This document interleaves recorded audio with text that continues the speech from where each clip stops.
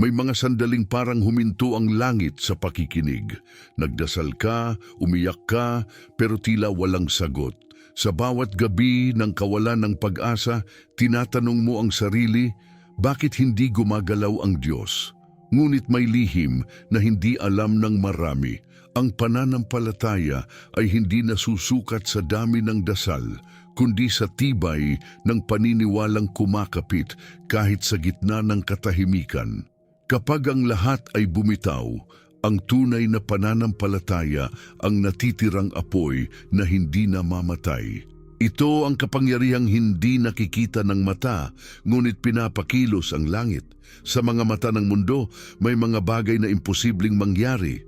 Ang may sakit na sinabihang wala ng pag-asa, ang pamilyang winasak ng problema, ang taong nalugmok sa utang at kahihiyan, lahat sila ay isinulat ng lipunan bilang tapos na.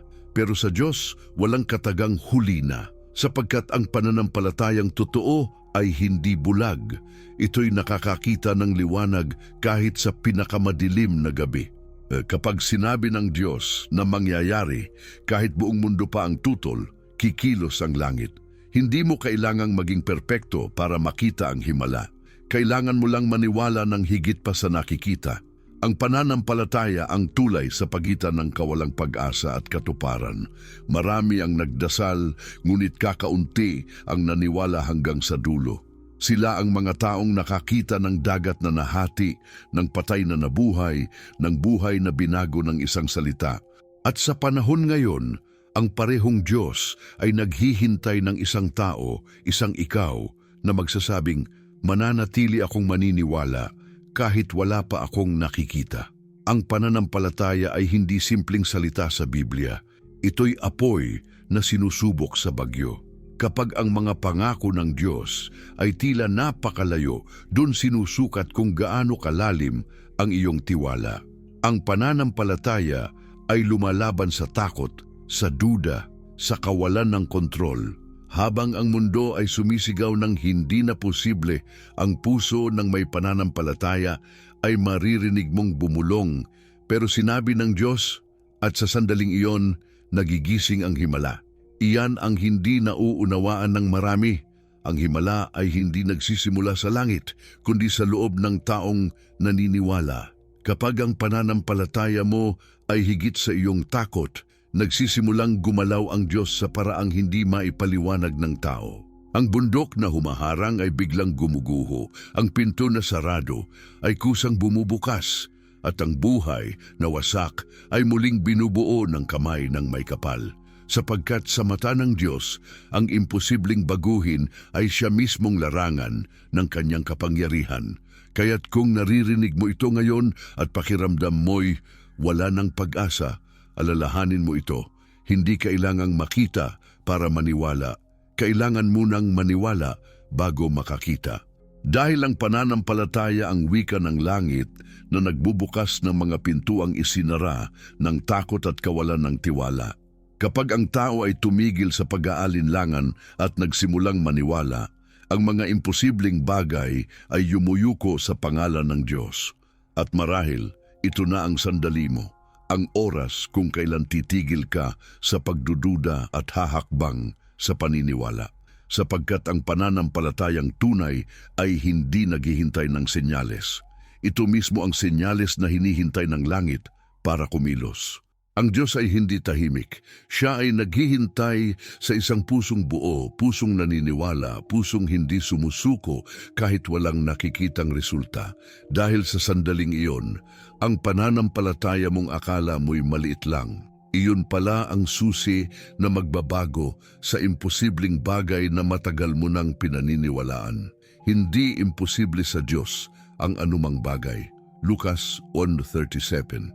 Ito ang pangakong bumaligtad sa mga batas ng kalikasan at lohika. Ang salitang ito ay binitiwan ng anghel kay Maria nang marinig niyang siya'y magdadalang tao kahit wala siyang asawa. Sa sandaling iyon, ang buong langit ay nagpatotoo sa isang katotohanang kailanman ay hindi nagbago. Ang kapangyarihan ng Diyos ay hindi limitado sa mga kondisyon ng tao. Si Maria, isang simpleng dalaga sa Nazaret, ay naging sisidlan ng imposibleng himala dahil naniwala siya sa sinabi ng Diyos. Sa Biblia, ang pangakong ito ay hindi lamang tumutukoy sa kapanganakan ni Jesus. Ito ay salamin ng katangian ng Diyos na gumagawa ng paraan kung saan tila wala na. Sa panahon ni Abraham, sinabi ng Diyos na magkakaanak siya kahit matanda na siya at baog ang kaniyang asawa. Tumawa si Sarah sa una, ngunit ang Diyos ay hindi natitinag sa tawa ng kawalang paniniwala. Sa takdang panahon, ipinanganak si Isaac, patunay na kahit ang katawang marupok ay kayang buhayin ng kapangyarihan ng salita. Ang parehong Diyos na nagbigay ng anak kay Abraham at naglagay ng buhay sa sinapupunan ni Maria ay siya ring Diyos na nangungusap ngayon. Ang pangakong walang imposible ay hindi natapos sa mga pahina ng kasulatan. Ito'y buhay pa rin, tumitibok sa bawat pusong marunong maniwala. Sa bawat himalang isinulat sa Biblia, mula sa paghahati ng dagat hanggang sa pagbuhay ng patay, isang mensahe lamang ang ipinapahayag: kung may pananampalataya, may daan ng Diyos. Sa espiritual na kahulugan, ang salitang walang imposible ay hindi lamang tumutukoy sa mga kababalaghan sa labas. Ito rin ay pag-asa para sa pusong sugatan, sa isiping wasak, sa kaluluwang pagod na, sapagkat ang pinakamatinding himala ay hindi ang paggalaw ng bundok, kundi ang pagbabago ng puso ng tao. Ang pananampalataya ay hindi lang humihiling, ito ay nagtitiwala kahit walang garantiya sa mundong puno ng kawalang katiyakan. Ang pangakong ito ang bumubuhay sa atin araw-araw, na kahit mahina ka, kaya kang palakasin, kahit wala ka, kaya kang punuin, kahit umiiyak ka, may araw na tatawa ka muli. Kapag binasa mo ang kasaysayan ng Biblia, paulit-ulit mong makikita na ang Diyos ay mahilig sa imposible. Pinakain niya ang libu-libong tao gamit ang ilang tinapay. Binuhay niya si Lazaro na 4 na araw ng patay. Pinakalma niya ang dagat sa gitna ng bagyo. At bawat pagkakataon, may isang elemento na laging naroon: pananampalataya. Hindi niya hinanap ang mayayaman, ang malalakas o ang matatalino, kundi yaong handang maniwala kahit hindi nila alam kung paano kikilos ang langit. Ngunit bakit napakahalaga ng pananampalataya sa pangakong ito? Dahil ito ang wika ng kaharian ng Diyos. Kapag nagsasalita ang tao ng takot, hindi ito naririnig ng langit. Ngunit kapag nagsalita ang puso ng pananampalataya, kahit pabulong, sumasagot ang Diyos. Ang pananampalataya ang nagsisindi ng mga ilaw sa kalangitan ng ating mga kadiliman. Kapag naniwala ka, nagsisimulang mabago ang direksyon ng iyong buhay. Isipin mo si Maria, isang batang babae na maaaring takot, naguguluhan at pinupunan ng lipunan. Ngunit ang sagot niya sa mensahe ng anghel ay simple: mangyari nawa sa akin ayon sa iyong salita.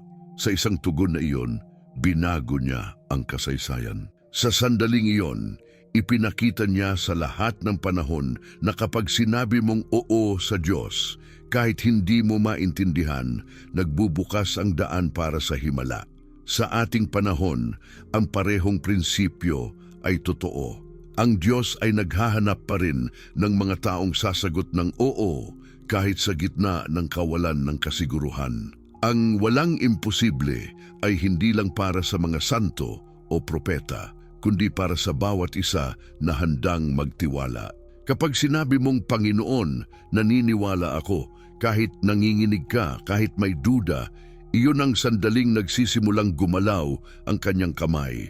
Ang pangakong ito ay nagbibigay liwanag sa gitna ng digmaan, krisis, sakit at gutom. Sa bawat panahon ng kaguluhan, ipinapaalala ng Diyos, hindi natatapos ang aking kapangyarihan sa mga hangganan ng mundo. Kapag ang mga tao ay sumuko, siya'y nagsisimula. Kapag ang tao ay wala ng lakas, siya'y nagiging lakas. Ang walang imposible ay hindi lamang pangako, ito ay katangian ng Diyos mismo. Kaya sa bawat nanonood ngayon na tila hindi na alam kung saan hahawak, tandaan mo, Ang parehong Diyos na tumupad sa kaniyang salita noon ay siya ring Diyos na tutupad sa iyo ngayon. Maaring hindi mo makita ang paraan, ngunit ang langit ay may plano. At kapag inilapat mo ang pangakong ito sa iyong buhay, makikita mong unti-unting nagbabago ang imposible. Sapagkat ang pananampalataya, kapag isinabuhay, ay hindi lamang paniniwala, ito ang pintuan kung saan dumadaloy ang mga himala ng Diyos. At sa susunod na bahagi, matutuklasan mo kung paano ang pangakong ito ay patuloy na gumagalaw sa ating panahon. Sa gitna ng takot, kawalan ng trabaho, karamdaman at kaguluhan ng mundo, at kung paano ito muling nagiging sagot ng langit sa mga pusong ayaw sumuko. Sa panahon ngayon, tila ang bawat araw ay isang labanan. Ang mga balita ay puno ng digmaan, kahirapan at sakit. Maraming pamilya ang natutulog ng walang kasiguruhan kung ano ang kakainin kinabukasan. May mga ina na umiiyak sa gabi, hindi dahil sa pagod lang, kundi dahil sa takot. Takot na hindi na nila kayang tustusan ang kanilang mga anak. May mga ama na nawalan ng trabaho, mga kabataang naliligaw at matatandang nawalan ng pag-asa. Sa gitna ng ganitong mundo, paano mo pa paniniwala ang totoo, ang pangakong walang imposible sa Diyos? Ang problema ng ating panahon ay hindi lang kakulangan sa pera o kagalingan, kundi kakulangan sa pananampalataya. Marami ang nagsasabing naniniwala, pero bihira na ang naniniwalang buo. Ang pananampalatayan ngayon ay madalas nagiging pananalita lang, hindi karanasan. Ngunit ang pangako ng Diyos ay hindi napuputol dahil lang sa kaguluhan ng mundo. Ang parehong Diyos na gumawa ng himala sa Biblia ay siya ring Diyos na gumagawa ngayon sa likod ng bawat pintuan na sarado, sa bawat pusong naguguluhan. Kung titingnan natin ang nangyari sa panahon ni Abraham, Maria o Moises, hindi sila nabuhay sa mga panahong madali. Ang paligid nila ay puno rin ng takot, kawalan ng direksyon at pang-aapi, ngunit sa gitna noon kumilos ang Diyos. At kung noon, sa mga disyertong walang tubig at sa mga bayang walang pag-asa, nagkaroon ng himala, bakit hindi ngayon? Ang mga himala ng Diyos ay hindi nakatali sa panahon, ito'y nakatali sa pananampalataya. Kapag may naniniwala, kahit isa lang, kikilos ang langit. Ang krisis sa ating mga tahanan ay madalas nag-uugat sa kawalan ng tiwala. Kapag natatakot ka sa bukas, nakalimutan mong may Diyos na nauna na roon. Kapag nakatingin ka sa problema, nakakalimutan mong mas malaki ang kapangyarihan ng kanyang salita. Sa bawat hindi ko na kaya, ang Diyos ay may tugon na, "Anak, kaya ko." Pero ang tanong, naniniwala ka pa rin ba kahit walang nakikitang pagbabago? Tulad ng mga Israelita sa ilang, marami rin sa atin ang naglalakad ngayon sa gitna ng kawalan. Nakatingin tayo sa mga pader ng Jericho na tila imposibleng gumuho, mga utang, sakit, relasyon, kalungkutan. Ngunit nakakalimutan nating bumagsak ang mga pader na iyon hindi dahil sa armas, kundi dahil sa pananampalataya. Ang kanilang sigaw ng tiwala ang nagpabagsak sa hadlang. Ganito rin sa atin, kapag nagsimula kang manampalataya sa gitna ng kawalan ng pag-asa, nagsisimulang gumalaw ang Diyos sa mga paraang hindi mo inaasahan. Marahil sinasabi mo ngayon, paano ako maniniwala kung paulit-ulit na akong nabigo? Ngunit tandaan, si Abraham ay inabot ng dekada bago makita ang katuparan ng pangako. Si Jose ay ikinulong bago naging tagapamahala ng Ehipto. Si David ay tinakasan at itinakwil bago naging hari. Lahat sila bago maranasan ang katuparan ng pangako. Dumaan muna sa kawalang lugar, sa katahimikan, sa pagsubok. Kaya kung nararanasan mo ito ngayon, hindi ibig sabihin nakalimutan ka ng Diyos, ibig sabihin hinuhubog ka niya. Ang Diyos ay gumagalaw sa mga oras na akala natin tahimik siya. Sa bawat araw na umiiyak ka, may ginagawa siyang hindi mo nakikita.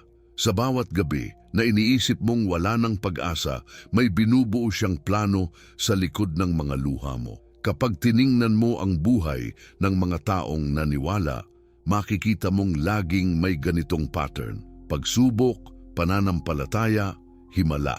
Walang himala kung walang panahon ng paghihintay. Walang pananampalatayang tumitibay kung walang unos na dumarating. Ang pangakong walang imposible sa Diyos ay hindi isang slogan. Ito ay paalala ng realidad na may Diyos na buhay at tapat. Kapag sinabi niya, ibabangon kita, gagawin niya iyon kahit anong hadlang. Ngunit kailangan mong kumapit, kailangan mong maniwala kahit masakit, kahit parang walang direksyon. Dahil sa sandaling huminto ka sa pagdududa at pinili mong magtiwala, nagsisimula ng bumukas ang pintuan ng himala. Sa bawat tahanan na naghihirap ngayon, sa bawat pusong puno ng kaba, ang Diyos ay nagsasabi pa rin, walang imposible sa akin. At sa bawat panalangin na tila hindi naririnig, tandaan mo, ang pananampalataya ay hindi laging nakikita agad ang sagot, ngunit laging kumikilos kahit walang kasiguruhan. Kapag ang mundo ay bumagsak, ang may pananampalataya ay nananatiling nakatayo dahil alam niyang may Diyos na hindi kailanman babagsak. Ito ang oras na ipamuhay ang pananampalataya na matagal mo nang binabasa. Hindi sapat na alam mo ang pangako, kailangan mong yakapin ito sa gitna ng iyong kawalan ng kasiguruhan. Sapagkat doon, sa gitna ng kaguluhan ng mundo, ipinapakita ng Diyos na ang kanyang kapangyarihan ay mas totoo kaysa anumang takot. At sa susunod na bahagi, maririnig mo ang mga patunay na ito, mga kwento ng mga taong tulad mo na nakaranas ng imposibleng baguhin, ngunit dahil sa pananampalataya, nabaligtad ang kanilang kapalaran at muling napatunayang totoo ang pangakong walang imposible sa Diyos. May isang babae na ang pangalan ay Liza. Sa loob ng 5 taon, araw-araw niyang iniiyakan ang kanyang anak na may malubhang karamdaman. Sinabi ng mga doktor na wala ng pag-asa at bawat linggo ay parang pagbilang na lang ng araw bago tuluyang sumuko ang katawan ng bata. Ngunit isang gabi, habang nakaupo siya sa tabi ng kama ng kanyang anak, nabasa niya sa Biblia ang mga salitang walang imposible sa Diyos. Hindi iyon bago sa kanya, paulit-ulit na niya itong narinig sa simbahan, ngunit sa gabing iyon, parang unang beses niyang naramdaman na ang Diyos ay tunay na nakikinig. Sa gitna ng luha, binigkas niya, Panginoon, kung may isa pang araw ng buhay ang anak ko, ibigay mo. Pero kung kaya mong palawigin pa, alam kong kaya mo. Kinabukasan, nagulat ang mga doktor. Ang batang sinabing hindi nagigising ay biglang bumangon. Hindi agad nawala ang lahat ng sakit, pero mula noon, bawat araw ay naging patunay na ang pananampalataya ay kayang baguhin ang hatol ng tao. Sa probinsya naman, may isang lalaki na ang pangalan ay Rodel. Dating may negosyo pero sa isang iglap na lugi siya. Naiwan siyang walang trabaho, walang ipon at halos wala nang makain ang kanyang pamilya. Sa unang buwan, puro reklamo at tanong ang kanyang panalangin. Bakit mo hinayaan ito, Diyos? Pero sa kalagitnaan ng kanyang paghihirap, isang gabi, nagdesisyon siyang bumalik sa pananampalataya. Binasa niya ang kwento ni Elias na pinakain ng Diyos sa gitna ng tagtuyot at doon siya napaluha. Sinabi niya, kung ginawa mo iyon noon, kaya mo rin ngayon. Kinabukasan may tumawag, isang kaibigang matagal na niyang hindi nakausap, nag-alok ng maliit na trabaho. Sa una, parang maliit na bagay, pero iyon ang simula ng kanyang muling pagbangon. Ngayon, siya mismo ang tumutulong sa iba, sinasabing, ang Diyos ay hindi nawawala sa mga oras na akala mong tahimik siya. Mayroon ding si Clara, isang byuda na nawala ng lahat. Nang pumanaw ang asawa, nawala rin ang tiwala niya sa kinabukasan. Araw-araw ay puro katahimikan at takot. Ngunit isang gabi, habang pinapanood niya ang ulan, narinig niya sa radyo ang isang mangangaral na nagsabing, ang pananampalataya ay hindi pagtakbo sa bagyo, kundi pananatili sa gitna nito. Sa sandaling iyon, lumuhod siya at nagsabing, Panginoon, pagod na ako pero kung nandito ka, hindi ako susuko. Sa mga sumunod na buwan, unti-unting nagbukas ang mga pintuan. Isang kapitbahay ang nagbigay ng trabaho, ang kanyang mga anak ay nagkaroon ng lakas ng loob mag-aral muli, at ang dating bahay na puno ng lungkot ay napalitan ng awit at pag-asa. Ang mga kwentong ito ay hindi katang-isip. Ito ang mga patunay na ang Diyos ay gumagalaw pa rin sa mga panahon ng kawalan. Ngunit hindi lamang sa ating panahon nangyari ang ganitong mga kababalaghan. Sa Biblia, paulit-ulit nang ipinakita ng Diyos kung paanong ang pananampalataya ang nagiging daan ng kanyang kapangyarihan. Si Elias na nagdasal sa gitna ng tagtuyot ay nakakita ng ulan pagkatapos ng mahabang taghihirap. Si Daniel na itinapon sa lungga ng mga leon ay lumabas na buhay at walang galos. Si Pedro na lumakad sa ibabaw ng tubig ay nakaranas ng imposible dahil sa isang bagay, pananampalataya. Kung titingnan mong mabuti, ang lahat ng kanilang kwento ay may iisang ugat. Naniwala sila kahit walang kasiguruhan. Ang kanilang pananampalataya ay hindi naghintay ng senyales. Ito ang naging senyales. Ang ganitong uri ng tiwala ang hinahanap ng Diyos sa bawat isa ngayon. Hindi kanya hinihingi ang kayamanan o katalinuhan, kundi ang pusong handang maniwala kahit walang nakikitang resulta. May mga himalaring naganap sa mga lugar na hindi mo aasahan. Isang lalaki sa ospital na tinanggihang gamutin dahil wala ng pag-asa. Isang gabi, pinili niyang manalangin at magpatawad sa mga taong nagdulot ng sakit sa kanya. Kinabukasan, nagulat ang mga nurse, bumalik ang kanyang lakas, at ang kanyang katawan ay unti-unting bumuti. Hindi lahat ng himala ay biglaan. Minsan ito ay tahimik, dahan-dahan, ngunit totoo. Ang pananampalataya ay parang binhi. Kapag itinanim mo ito sa luha, tutubo ito sa pag-asa. Kapag pinili mong magtiwala kahit walang dahilan, doon nagsisimula ang paggalaw ng Diyos. Ang mga himala ay hindi lamang para sa mga banal, ito ay para sa mga sugatan, sa mga natatakot, sa mga humihingi ng tulong. Sa bawat kwento ng pagbabago, laging makikita mo ang kamay ng Diyos na marahang humahaplos sa pusong halos bumigay. Maraming beses nang napatunayan ng buhay ng mga tao na kapag kumapit ka sa pangakong walang imposible sa Diyos, ang imposible ay nagiging paalala ng kanyang kadakilaan. Ang babaeng nawalan ng pag-asa ay naging ina ng himala. Ang lalaking nawalan ng trabaho ay naging daluyan ng biyaya. Ang biyudang akala niya'y tapos na ang lahat ay muling natutong ngumiti. Lahat sila'y may iisang mensahe. Kapag hinayaan mong pumasok ang pananampalataya sa gitna ng takot, nagsisimulang mabago ang imposible. At kung kaya nilang maranasan yon, kaya mo rin, sapagkat ang Diyos ay hindi nagtatangi. Ang parehong kamay na nagpagaling, nagligtas at nagtaguyod sa kanila ay nakahanda ring kumilos sa iyong buhay ngayon.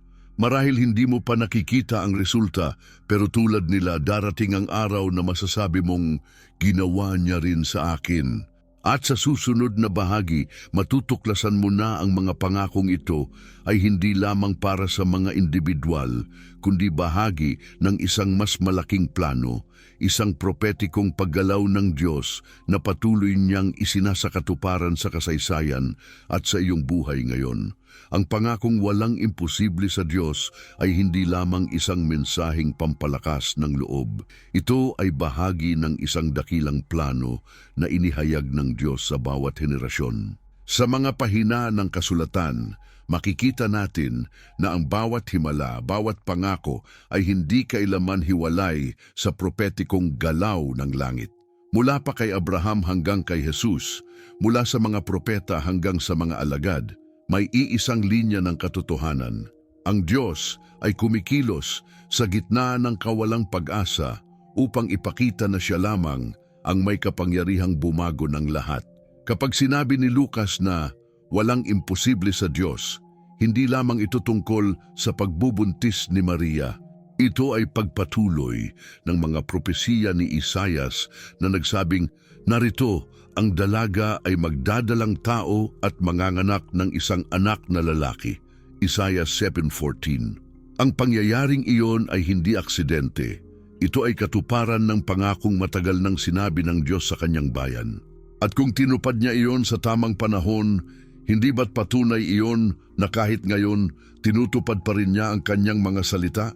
Tingnan mo rin ang aklat ni Jeremias. Ako ang Panginoon, ang Diyos ng lahat ng laman. May bagay bang mahirap para sa akin? Jeremias 32:27. Ito ang parehong tinig na narinig ni Maria, ang parehong tinig na maririnig mo ngayon. Ang Diyos ay hindi nagbabago. Ang kanyang kapangyarihan ay walang hanggan. Ang mga pangako noong panahon ng mga propeta ay hindi lamang para sa Israel. Ito ay para sa lahat ng sumasampalataya, para sa bawat pusong handang maniwala na kaya niyang baguhin kahit ang pinakamadilim na panahon. Sa aklat ng Daniel, ipinakita ng Diyos ang kanyang soberanya sa mga imperyo ng mundo. Sa kabila ng kapangyarihan ng mga hari, ipinakita niya na siya lamang ang may kontrol sa kasaysayan. Ang propesyang iyon ay nagpapatuloy hanggang ngayon. Ang mga bansa ay bumabangon at bumabagsak. Ang mga sistema ay nagbabago. Ngunit ang plano ng Diyos ay nananatiling matatag. Sa bawat kaguluhan ng mundo, sa mga digmaan, pandemya at kagutuman, ang kanyang kamay ay gumagalaw upang ipaalala sa atin. Ang kasaysayan ay hindi nakatakas sa kanyang plano. Ang pangakong walang imposible ay hindi lamang pampersonal, kundi pangdaigdigan. Ito ang pahayag ng Diyos na kahit ang buong sangkatauhan ay hindi makakapigil sa kanyang layunin. Kapag tiningnan mo ang mga propesiya ng Apokalipsis, makikita mong lahat ng kaganapan ay patungo sa isang wakas kung saan ganap na ipapakita ng Diyos ang kanyang kapangyarihan.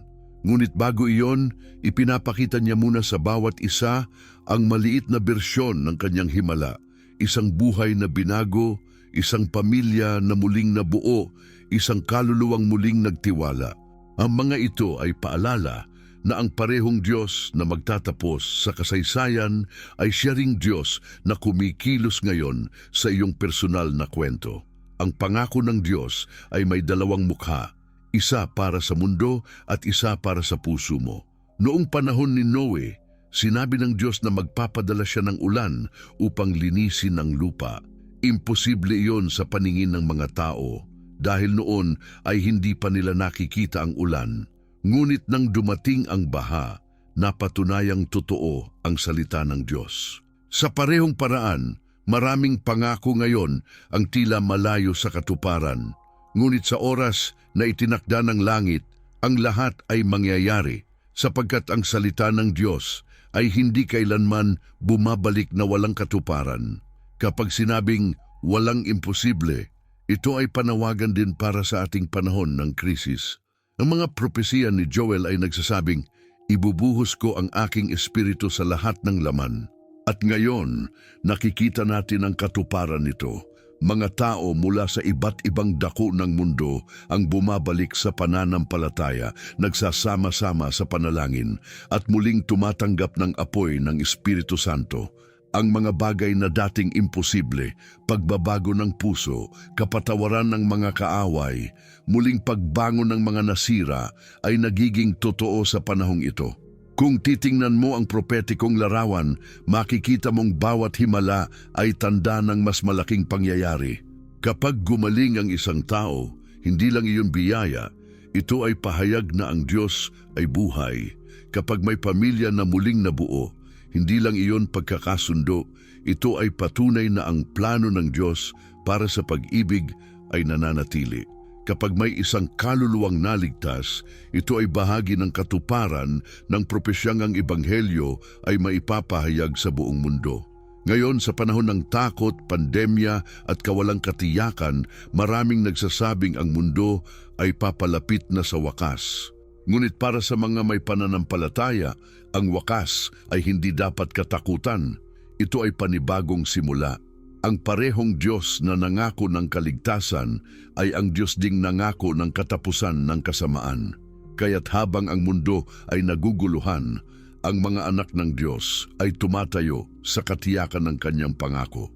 At kung minsan, sa gitna ng lahat ng propetikong pangyayari, nakakalimutan nating ang parehong Diyos na kumikilos sa kasaysayan ay siya ring Diyos na nakikialam sa ating mga personal na laban. Ang mga propesiya ay hindi lang para sa mga bansa, ito rin ay para sa iyo. Kapag sinabi ng Diyos na may pag-asa, iyon ay totoo kahit sa gitna ng kaguluhan. Kapag sinabi niyang may bagong simula, kahit ang iyong sugatang puso ay maaari niyang buuin. Kaya kapag naririnig mo ang mga balita ng digmaan at kalamidad, huwag kang mangamba. Ang mga ito ay hindi tanda ng katapusan ng pag-ibig ng Diyos, kundi paalala na siya ay papalapit na.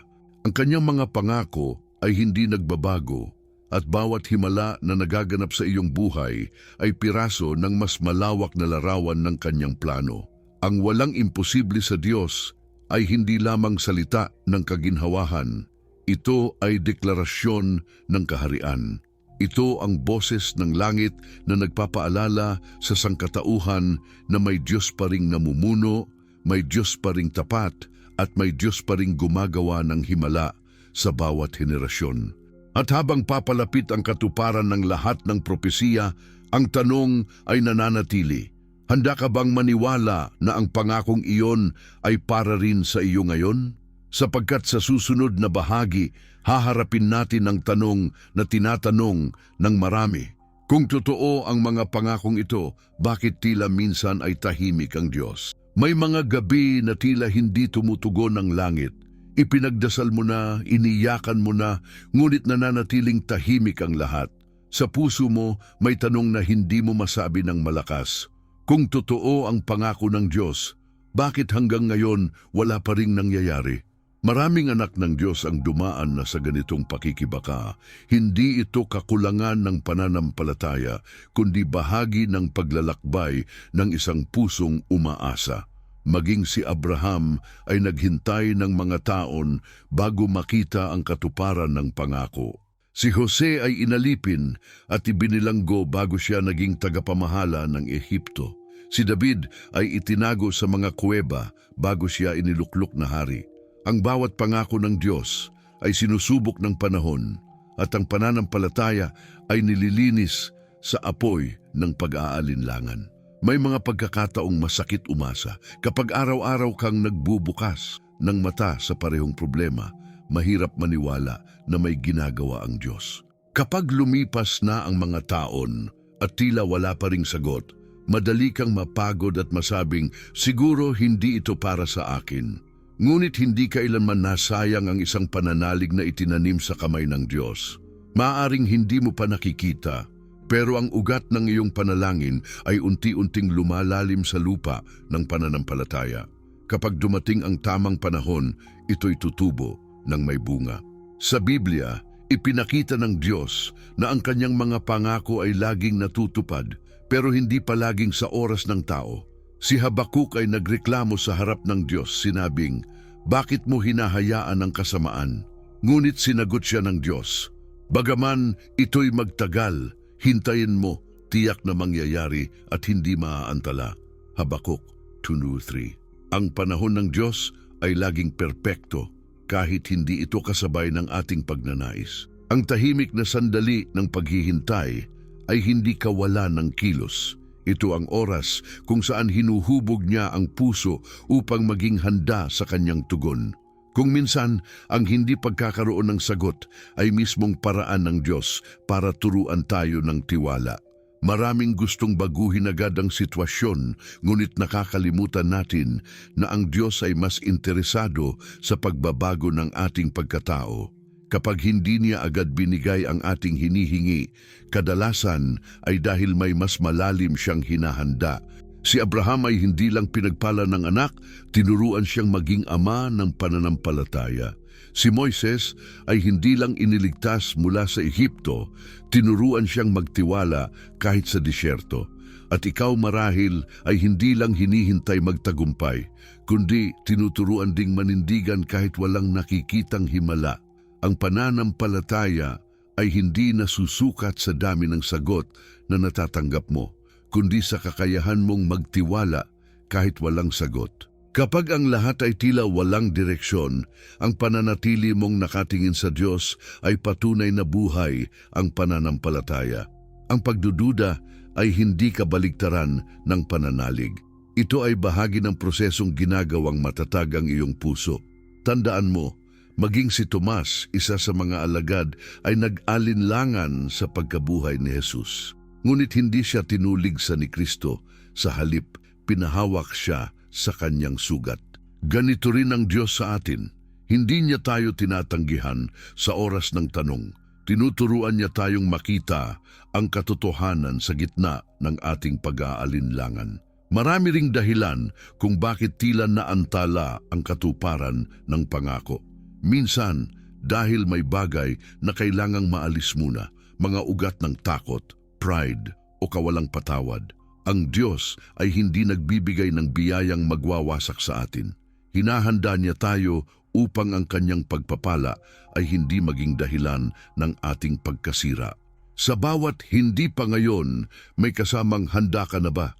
Kapag natutunan mong ipagkatiwala sa Kanya ang panahon, mararanasan mong walang sandaling nasasayang sa mga kamay ng Diyos. Kung minsan, iniisip mo na baka nakalimutan ka niya, pero kung titingnan mo ang krus, makikita mong hindi kailanman nakakalimot ang Diyos. Si Jesus mismo ay sumigaw, "Diyos ko, bakit mo ako pinabayaan?" Hindi dahil talagang iniwan siya ng Ama, kundi upang maranasan niya ang sakit ng katahimikan na nararanasan natin. Kaya't kapag tahimik ang langit, tandaan mo, may isa na nakaranas din ng katahimikan para maunawaan ka. Ang Diyos ay hindi malayo, nandoon siya sa mismong gitna ng iyong pagdududa. At kung iniisip mong hindi na mangyayari ang pangako, alalahanin mo si Sarah. Tumawa siya nang unang marinig ang sinabi ng Diyos, pero sa dulo, tumawa rin siya sa kagalakan nang hawakan niya ang kanyang anak. Ang parehong Diyos na tumupad noon ay siya pa ring Diyos na tapat ngayon. Ang pagkaantala ay hindi pagkakait. Ito ay paghahanda. Kung ang binhi ay kailangang mabulok muna sa lupa bago tumubo, ganoon din ang pananampalataya. Kailangan munang mamatay ang ating kontrol upang mabuhay ang tiwala sa Diyos. Kaya't kung pakiramdam mo ay matagal na ang iyong paghihintay, huwag kang sumuko. Ang mga panahong tila walang sagot ay madalas na panahon ng pinakamatinding kilos ng Diyos. Ang kanyang katahimikan ay hindi kawalan ng presensya. Ito ay lihim na pag-aayos ng mga bagay na hindi mo pa nakikita. Kung may ipinangako siya, tiyak na tutuparin niya dahil hindi siya sinungaling. Maaaring hindi mo alam kung kailan, pero sigurado kang mangyayari.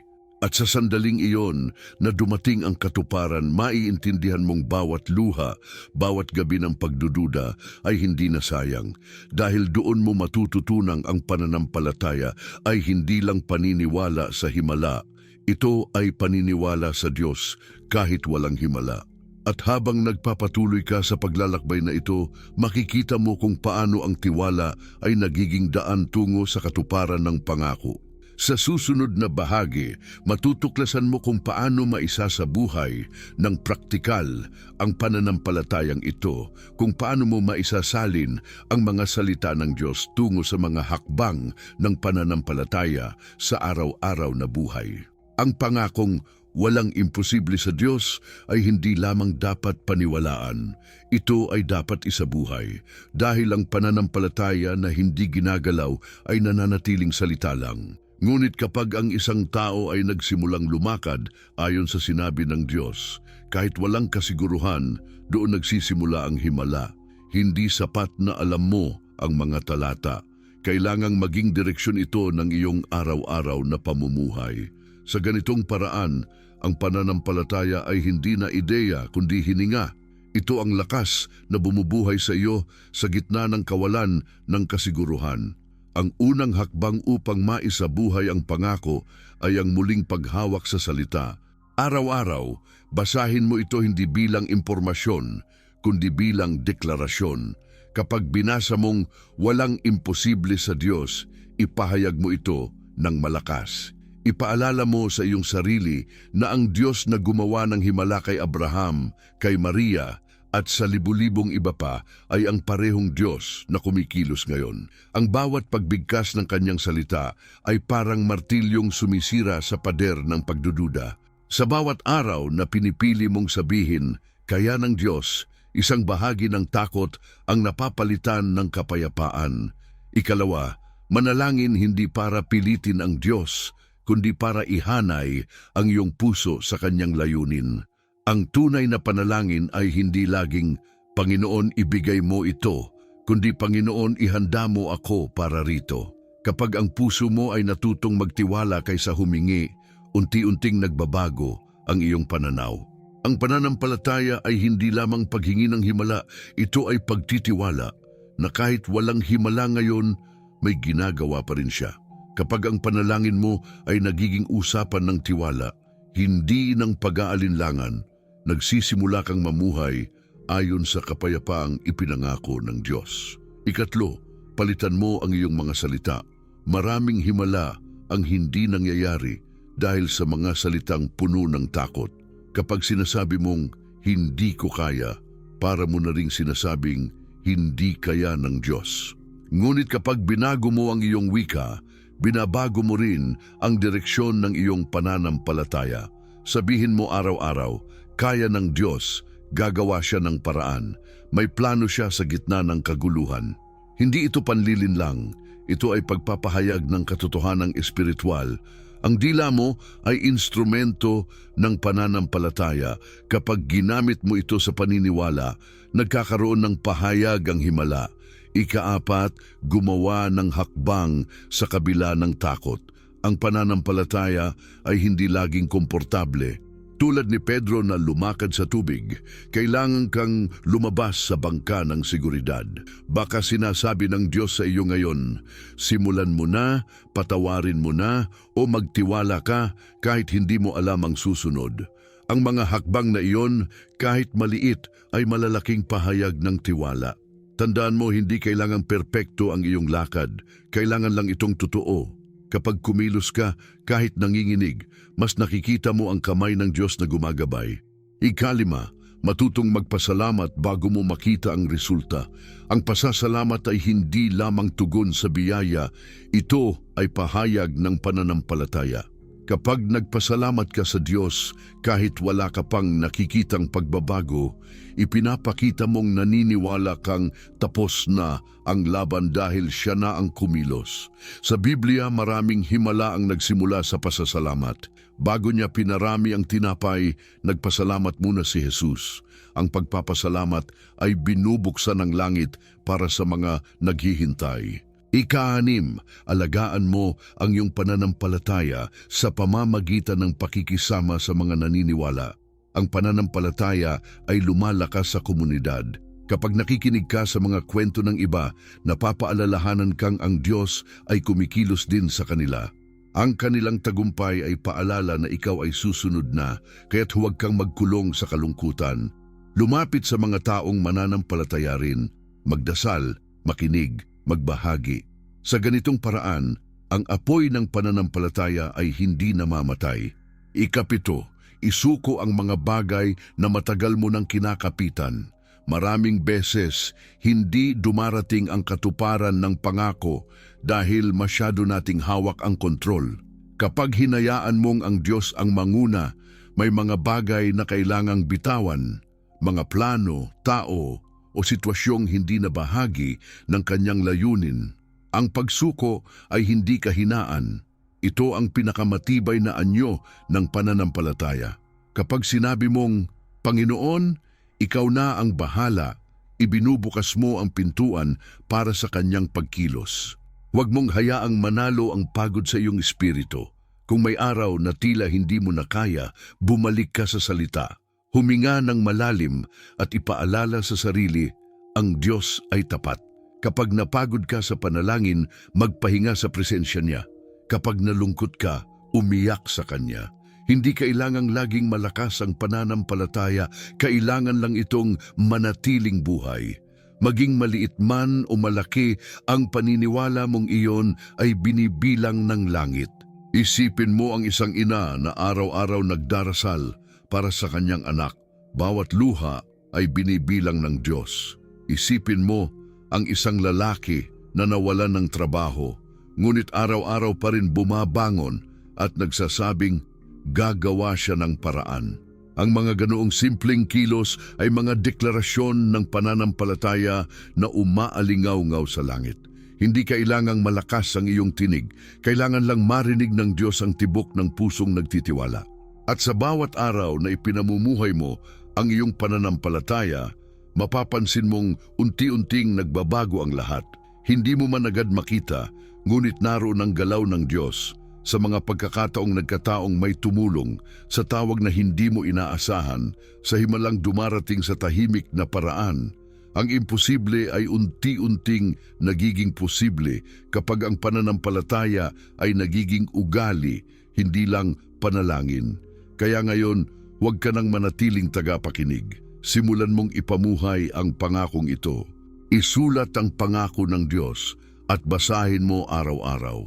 Sabihin mo sa iyong sarili sa bawat umaga, walang imposible sa Diyos. Maglakad na may kumpiyansa na kahit hindi mo alam ang bukas, alam mo kung sino ang may hawak nito, sapagkat ang buhay ng pananampalataya ay hindi nakasalalay sa resulta, kundi sa relasyon mo sa Diyos. At habang sinusunod mo siya araw-araw, matutuklasan mong hindi mo kailangang makita para maniwala. Kailangan mo lang maniwala upang makita.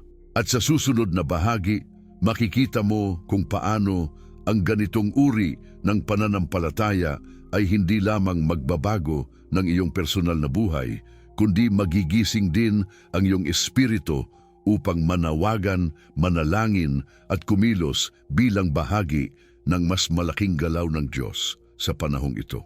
Ngayon na narinig mo ang pangako, oras na upang kumilos. Hindi sapat na alam mo kung ano ang sinabi ng Diyos. Ito na ang sandaling manindigan, manampalataya at ipahayag ito sa iyong buhay. Huwag mong hayaang lumipas ang mga salitang ito nang hindi mo binibigyan ng tugon ang iyong espiritu. Ito ang oras ng pananampalataya, ng pagpapasya, ng pagtindig sa harap ng Diyos at pagsasabing, Panginoon, naniniwala ako. Maraming beses nang dumaan sa iyo ang mga sandaling ito, ngunit ngayon ay kakaiba. Ito ay tawag ng langit para sa iyo na magsimulang lumakad sa pangako. Isara mo ang iyong mga mata at ilapit ang iyong puso sa Diyos. Sa gitna ng katahimikan, hayaang marinig ng kaluluwa mo ang kanyang tinig. Hindi mo kailangang magsalita ng marami, sapat na ang isang tapat na, Oo, Panginoon. Ang pananampalataya ay nagsisimula sa pagsuko, sa pag-amin na hindi mo kayang baguhin ang lahat, ngunit naniniwala kang kayang baguhin ng Diyos. Kung matagal mo nang pinanghahawakan ng takot, ito na ang oras para bitawan ito. Kung matagal ka nang nadidismaya, ito ang sandali ng pagbabalik. Sabihin mo sa Kanya sa iyong puso, Diyos, ibinabalik ko sa iyo ang kontrol. Ikaw ang aking pag-asa. Hindi ka nag-iisa. Libo-libong kaluluwa sa iba't ibang panig ng mundo ang dumaraan sa parehong laban. Mga taong pagod, sugatan at umaasang may marinig na sagot. Ngunit ngayon, sa parehong oras na ito, maraming puso ang sabay-sabay na lumalapit sa Diyos, tumatanggap ng parehong pangako at nagsasabing, Ako'y mananampalataya. Ito ang sandali ng pananampalatayang kolektibo. Ang langit ay kumikilos kapag ang mga anak ng Diyos ay nagkakaisa sa paniniwala. Kaya ngayon, habang nakikinig ka, gawin mong panalangin ang iyong bawat hinga. Sa bawat pagbuga ng hangin, isipin mong inaalis ng Diyos ang bigat na dala mo. Sa bawat paghinga mo, tinatanggap mo ang kanyang kapayapaan. Sabihin mo sa kanya, Panginoon, tinatanggap ko ang iyong pangako. Naniniwala ako na kahit walang kasiguruhan, may pag-asa. Kahit may sakit, may kagalingan. Kahit may kakulangan, may biyaya. Di ang mga salitang iyon, kapag galing sa puso, ay umaalingaw-ngaw sa langit. Ngayon ay ilagay mo sa harap ng Diyos ang bagay na matagal mong kinatatakutan. Maaaring ito'y sakit na ayaw nang mawala, utang na di mabayaran o relasyon na nasira. Ilagay mo ito sa kanyang mga kamay at sabihin, Ito po, Panginoon, hindi ko na kaya pero alam kong kaya mo. Iyon ang tunay na pananampalataya, hindi sa sariling lakas, kundi sa tiwala na kahit walang sagot ngayon, siya ay kumikilos. Habang sinasabi mo ito, tandaan mo, ang bawat luha ay binibilang, ang bawat bulong ay naririnig. Tumingin ka sa paligid mo, maraming tao ngayon ang nananalangin din, gaya mo. Hindi mo sila nakikita, pero ang kanilang mga panalangin ay umaakyat din sa trono ng Diyos. Isipin mo, libu-libong tinig ang sabay-sabay na nagsasabi, walang imposible sa Diyos. At sa gitna ng dagundong ng mga panalangin iyon, may tinig na nangingibabaw, ang sa iyo. Dahil ang pananampalataya ay laging personal at ang Diyos ay laging nakikinig sa bawat pusong tunay na tumatawag. Ito ang panahon ng pagkilos ng Espiritu. Kung may mga bagay kang pinanghahawakan pa, ilagak mo sa paanan ng Diyos. Isuko mo ang galit, ang pangamba, ang pagkabigo. Sabihin mo, Panginoon, pagod na akong magtiwala sa sarili. Sa iyo na ang lahat. Ang sandaling iyon ng pagsuko ay hindi kahinaan. Ito ang simula ng kalayaan. Kapag ang Diyos na ang may hawak, doon nagsisimula ang tunay na pagbabago. Ngayon, ipahayag mo sa iyong buhay ang pananalig. Sabihin mo ng malakas, naniniwala ako sa mga pangako ng Diyos. Ulitin mo hanggang sa maramdaman ng iyong puso ang kapangyarihan ng mga salitang iyon. Ang pagbigkas ng pananampalataya ay parang apoy na muling nagbubuhay ng pag-asa. Ang bawat deklarasyon ng paniniwala ay pintuan na binubuksan ng Diyos para ipakita ang kanyang katapatan. Ngayon, ilipat mo sa gawa ang iyong pananampalataya. Kapag natapos mong pakinggan ito, isulat mo ang iyong pangako kay Diyos. Isang lihim na kasunduan sa pagitan mo at niya. Isulat mo, Panginoon, mula ngayon, maniniwala ako kahit walang nakikita. Titiwala ako kahit mahirap, kakapit ako sa iyong salita. At araw-araw, balikan mo ito hanggang maging ugali na ang paniniwala. At habang ginagawa mo ito, tandaan mo, hindi ka nag-iisa sa panalangin ito. Sa mga sandaling ito, libu-libong puso ang tumatanggap ng parehong apoy ng pananampalataya. Isa ka sa mga iyon, isa ka sa mga tinawag ng Diyos upang ipamuhay ang kanyang pangako. Kaya't itaas mo ang iyong ulo, ilagay ang kamay sa dibdib at sabihin mo, Panginoon, tinatanggap ko, ako'y mananampalataya. Dahil sa sandaling ito, nagsisimula ang bagong kabanata ng iyong buhay, ang kabanata kung saan ang pananampalataya ay hindi lang naririnig, kundi nakikita, nararamdaman at isinasabuhay. At habang nararamdaman mo ang kapayapaan ng Diyos na bumabalot sa iyo, maghanda ka, sapagkat sa susunod na bahagi, tayo ay sasabay-sabay na mananalangin, isang panalangin ng panibagong simula, ng pag-asa, ng himala at ng pagkilos ng langit na magpapatunay na ang Diyos ay tapat at walang imposible sa Kanya. Isara mo ang iyong mga mata ngayon, huminga ng malalim, ilagay ang iyong kamay sa iyong dibdib at hayaang tumahimik ang iyong isip. Ito ang sandali ng pakikipagtagpo mo sa Diyos. Sabihin mo sa iyong puso, naririto ako, Panginoon. Sa mga oras na ito, ang langit ay nakikinig at ang Diyos ay handang makipag-usap sa iyo. Huwag kang magmadali. Ibigay mo sa Kanya ang iyong buong atensyon dahil sa sandaling ito, may mangyayaring hindi mo inaasahan. Isang paghipo ng presensya ng Diyos na magpapabago ng lahat. Walang imposible sa Diyos. Ito ang pangakong pinanghahawakan natin ngayon, Panginoon. Sa iyong presensya, binubuksan namin ang aming mga puso. Marami sa amin ang pagod, takot at puno ng tanong. Ngunit sa kabila ng lahat, narito kami, naniniwala pa rin. Alam naming hindi ka nagkukulang, hindi ka natutulog at hindi ka nagbabago. Kaya ngayon, sabay-sabay kaming lumalapit sa iyo. Dala ang lahat ng aming bigat at inilalagay namin ito sa paanan mo. Ama sa langit, kami ay sumasamo sa iyo. Ipinapahayag namin ang iyong mga salita na ikaw ang Diyos ng lahat ng laman at walang bagay na mahirap para sa iyo. Tulad ni Maria na naniwala sa imposible, Tulad ni Abraham na kumapit sa pangako, tulad ni Daniel na tumayo sa gitna ng panganib, kami rin ay tumatayo ngayon sa pananampalataya. Panginoon, palakasin mo kami. Ibalik mo ang apoy ng pananampalataya sa mga pusong nanghihina. Ibalik mo ang pag-asa sa mga kaluluwang nawalan ng liwanag. Panginoon, iniaalay namin sa iyo ang aming mga takot. Lahat ng kinatatakutan namin, ang kinabukasan, ang karamdaman, ang kakulangan, ang kawalang katiyakan, lahat ng ito ay inilalagay namin sa iyong kamay. Sapagkat alam namin, sa kamay mo ay may kapayapaan. Sa iyong mga palad, ang mga luha ay nagiging binhi ng himala. Kaya ngayon, hinahayaan naming ikaw ang kumilos. Tulad ng tubig na bumubuhos mula sa langit, ibuhos mo ang iyong espiritu sa amin. Linisin mo ang aming mga isip, palayain mo kami mula sa takot at punuin mo kami ng bagong pananampalataya. Diyos, kami ay nananalangin para sa bawat tahanan na nakikinig ngayon. Ipadama mo ang iyong presensya sa bawat pamilya. Sa mga magulang na nag-aalala para sa kinabukasan ng kanilang mga anak, bigyan mo sila ng kapayapaan. Sa mga anak na naliligaw ng landas, yakapin mo sila at dalhin pabalik. Sa mga may sakit, ipahipo mo ang iyong mapagpalang kamay. Pagalingin mo sila sa pangalan ni Jesus. Sa mga walang trabaho, buksan mo ang mga pintuan ng oportunidad. Sa mga nalulumbay at nawawalan ng pag-asa, ilapit mo ang iyong liwanag na sumisira sa kadiliman. At ngayon, Panginoon, sa pangalan ni Jesus, ipinapahayag namin ang iyong kapangyarihan. Lahat ng hadlang ay bumabagsak. Lahat ng pinto na isinara ng kaaway ay binubuksan ng langit. Lahat ng sakit ay gumagaling.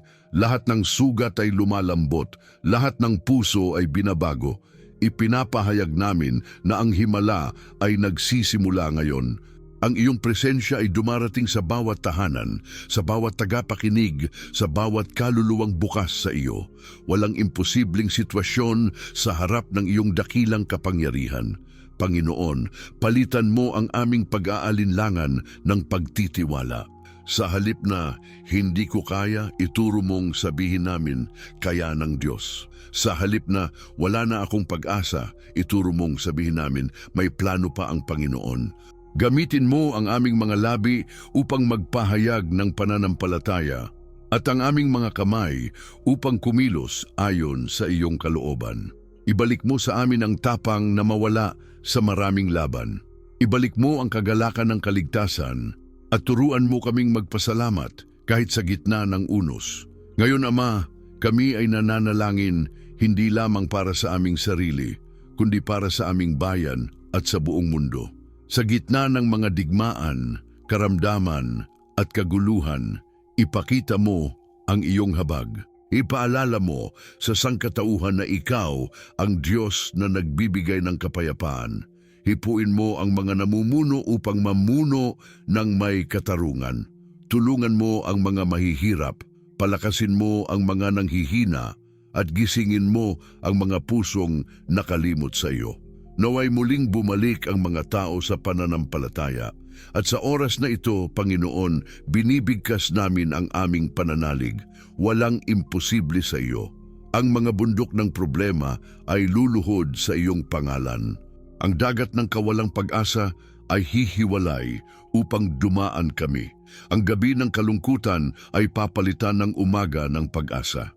Ang bawat sakit ay may lunas. Ang bawat sugat ay may kagalingan at ang bawat puso ay may bagong simula sa iyong biyaya. Ngayon, sabay-sabay naming ipinahahayag, Panginoon, naniniwala kami. Sa pangalan ni Jesus, tinatanggap namin ang iyong mga pangako.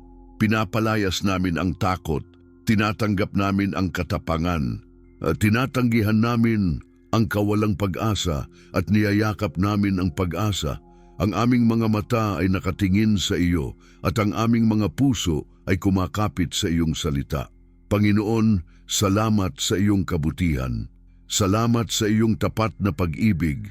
Salamat sa mga himalang darating, sa mga pintuang bubuksan at sa mga buhay na babaguhin. At ngayon, Ama, ipinagkakatiwala namin ang lahat sa iyo. Ang aming pamilya, aming mga pangarap, aming kinabukasan, lahat ng ito ay sa iyo. Ikaw ang Diyos na tapat at walang imposible sa iyo. At ngayon, Panginoon, bilang iisang tinig ng pananampalataya, aming sinasabi, Amen. Oo, Panginoon, naniniwala kami. Oo, Panginoon, Ikaw ang aming pag-asa. Oo, Panginoon, Ikaw ang Diyos ng mga himala. Sa pangalan ni Jesus, tinatanggap namin ang kapayapaan, kalakasan at katuparan ng iyong mga pangako. Amen at amen. Ngayon, habang nananatili kang tahimik, hayaang ang kapayapaan ng Diyos ay bumalot sa iyong puso. Damhin mong tila yakap ng langit ang iyong kaluluwa, sapagkat sa sandaling ito, naroroon siya, ang Diyos na nakikinig, kumikilos at nagmamahal. At sa susunod na bahagi, maririnig mo ang mga salitang magpapatatag sa iyong puso, mga paalala ng pag-asa, katiyakan at walang hanggang katapatan ng Diyos. Tahimik na ngayon ang paligid, matapos ang panalangin, tila may kakaibang katahimikan na bumabalot sa puso mo, isang uri ng kapayapaan na hindi kayang ipaliwanag. Parang may bigat na nawala, parang may liwanag na sumilay sa kabila ng madilim na ulap. Iyan ang presensya ng Diyos, ang sagot sa bawat panaghoy, ang patunay na ang kanyang salita ay totoo. Sa gitna ng unos, naroon siya. Sa gitna ng kawalan ng pag-asa, siya ang dahilan kung bakit muli kang makahihinga ng may tiwala. Alalahanin mo, ang Diyos ay hindi kailanman pumapalya sa kanyang mga pangako. Maaaring mabagal sa paningin mo, ngunit laging eksakto sa oras niya. Tulad ng binhing itinanim sa lupa, kailangan ng panahon upang tumubo. Ngunit habang hindi mo nakikita ang pag-usbong, ang ugat ay lumalalim. Ganito rin ang gawa ng Diyos sa iyong buhay, maaaring tahimik, ngunit totoo at malalim. Hindi siya nakalimot, siya ay kumikilos sa paraang higit pa sa iyong naiisip. Sinasabi sa Isaiah 41:10, "Huwag kang matakot sapagkat ako'y kasama mo. Huwag kang mangamba sapagkat ako'y iyong Diyos. Pinalalakas kita, tinutulungan kita, at inaalalayan kita ng aking matuwid na kamay." Napakasimple ng mga salitang iyon, ngunit naglalaman ng kapangyarihang kayang patahimikin ang bagyo sa loob mo. Ang Diyos ay kasama mo, hindi kahapon lang, kundi ngayon at bukas. Hindi siya nagmamasid mula sa malayo. Siya ay nakatayo sa tabi mo, hawak ang kamay mong nanginginig. Tandaan din ang sinasabi sa Jeremias 29:11, "Sapagkat batid ko ang mga plano ko para sa inyo, sabi ng Panginoon, mga planong hindi ninyo ikasasama, kundi ikabubuti, upang bigyan kayo ng pag-asa at magandang kinabukasan." Hindi aksidente ang iyong buhay. Lahat ng pinagdaanan mo, maging ang sakit, ang luha at ang pagkadapa, ay ginamit ng Diyos upang ihanda ka sa susunod na yugto ng kanyang plano. Walang sandali na nasayang, walang luha na hindi niya ginamit para linisin ang iyong pananaw. Ang mga sugat na akala mo'y wakas ay naging daan para mas makilala mo siya. At ngayon, hayaan mong manahan sa puso mo ang katotohanan ito. Ang lahat ng pangako ng Diyos ay totoo kay Kristo. 2 Korinto 1:20. Lahat ng sinabi niya, lahat ng ipinangako niya ay may kasiguruhan. Kapag sinabi niyang pagpapalain ka, hindi iyon maaaring mapigilan ng sinuman. Kapag sinabi niyang gagamutin ka, walang karamdaman na makahahadlang. Kapag sinabi niyang bubuksan niya ang pinto, kahit buong mundo pa ang magsara, mananatiling bukas iyon para sa iyo. Kaya't ngayon, huminga ka ng malalim. Sa bawat paghinga mo, isipin mong pumapasok sa iyo ang pag-asa ng Diyos. At sa bawat pagbuga, lumalabas ang lahat ng takot. Tumingin ka sa paligid, baka wala pang pagbabago sa panlabas, ngunit sa loob mo may nagbago na. Ang pananampalataya mong minsan ay nanghina, ngayon ay tumitibay. Ang puso mong dati ay puno ng kaba, ngayon ay puno ng katiyakan, sapagkat ang presensya ng Diyos ay hindi lang naririnig sa panalangin, nararanasan ito sa kapayapaang sumusunod. Huwag mong kalimutang ang Diyos ay Diyos ng proseso. Kapag hindi mo pa nakikita ang katuparan ng kanyang pangako, huwag mong isipin na walang nangyayari. Ang bawat araw ng paghihintay ay bahagi ng kanyang pagtuturo. Baka ngayon ay tinuturuan kanyang magtiwala, bukas ay tinuturuan kanyang magpasalamat. Sa bawat yugto, siya ay nariyan, tahimik, ngunit tapat. Ngayon, sa halip na tanungin mo kung kailan darating ang sagot, itanong mo, Panginoon, ano ang itinuturo mo sa akin sa panahong ito? Sa ganitong pananalangin, mas malalim mong mauunawaan ang layunin niya. Ang pananampalataya ay hindi paghihintay lamang. Ito ay pakikilahok sa kilos ng Diyos araw-araw. Kapag natutunan mong magtiwala sa gitna ng kawalan ng kasiguruhan, makikita mong ang tunay na himala ay hindi lamang sa pagbabago ng sitwasyon, kundi sa pagbabago ng iyong puso. At kung sakaling muling bumalik ang takot, bumalik ka rin sa kanyang mga salita. Basahin mo itong muli at ipaalala sa sarili mo, ang Diyos ay tapat. Ulitin mo ito hanggang sa maramdaman mong totoo, sapagkat ito ay totoo. Ang katapatan ng Diyos ay matibay na sandigan. Ito ang batong pundasyon na hindi nagigiba kahit anong bagyo. Ngayon, habang unti-unting lumalambot ang iyong puso sa kapayapaan, isipin mong nakatingin ang Diyos sa iyo na may ngiti. Nakikita niya ang bawat luha, bawat paghihirap at bawat pagsubok na iyong hinarap. At sa kanyang mga mata, ikaw ay hindi talunan. Ikaw ay isang anak na patuloy niyang minamahal, pinapatatag at pinapatnubayan. Kaya huwag kang bumitaw. Kung may isang bagay mang dapat mong tandaan matapos ang lahat ng ito ay ito, ang Diyos ay tapat.